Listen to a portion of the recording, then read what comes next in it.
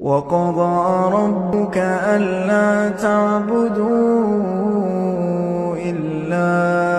إياه وبالوالدين إحسانا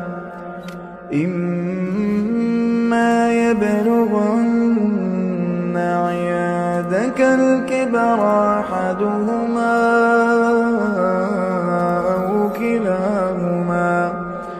فلا تقل لهما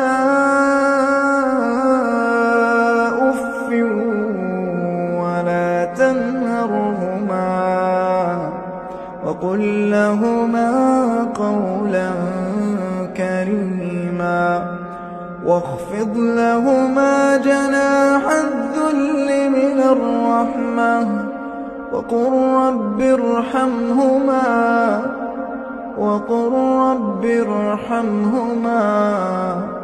رب ارحمهما كما ربياني صغيرا.